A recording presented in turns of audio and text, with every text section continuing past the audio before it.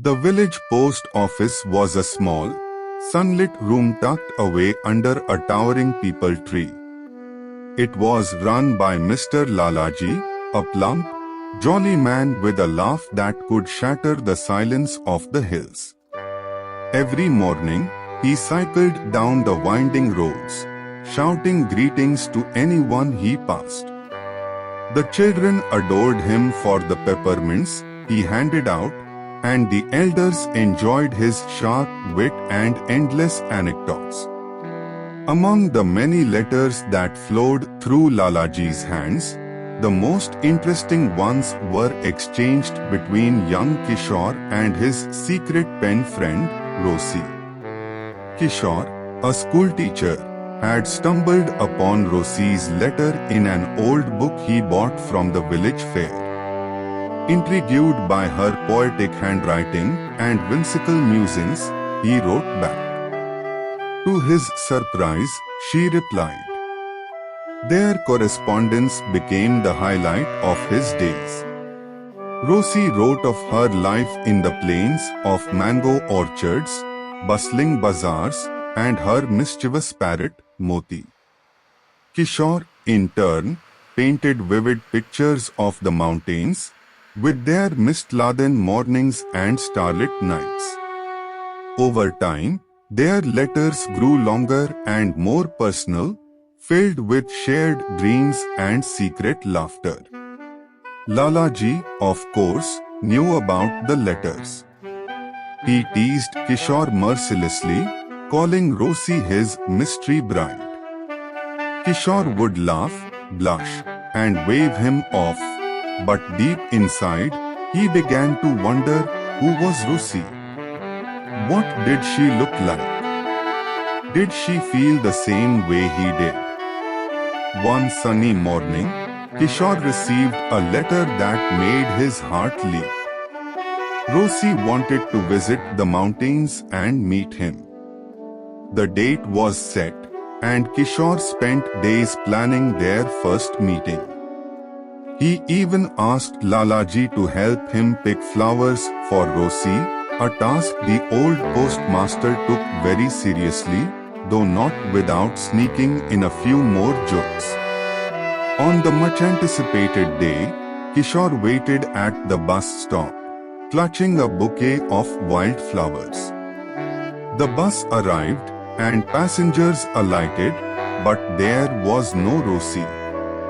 Puzzled, Kishore asked the driver, but he shrugged and drove off.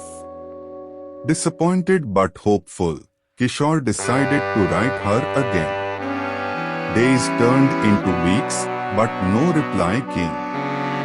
Lalaji, noticing Kishore's gloom, tried to cheer him up with his usual banter, but it was clear something was amiss.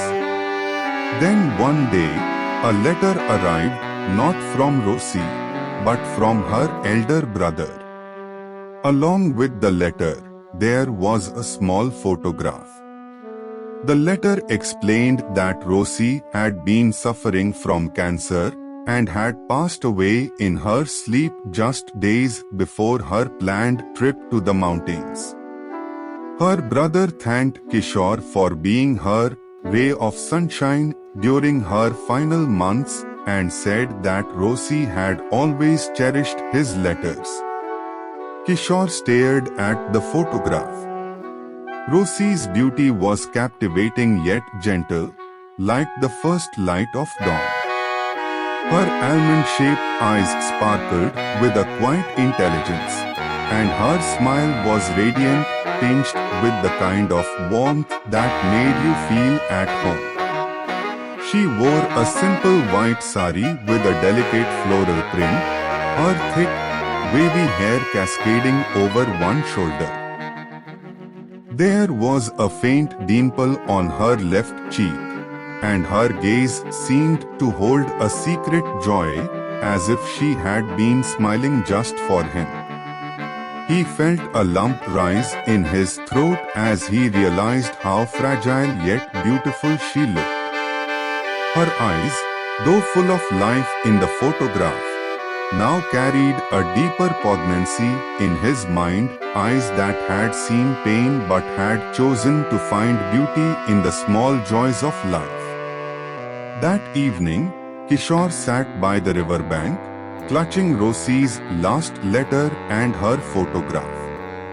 Her words echoed in his mind, describing her excitement to visit the mountains and how she had packed her favorite dress for the trip. She had drawn a small doodle of the two of them sitting under a tree, laughing.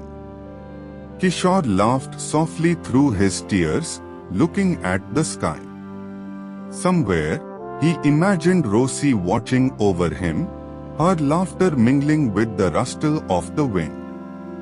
The mountains seemed to hold her spirit now, a fleeting connection that had become eternal.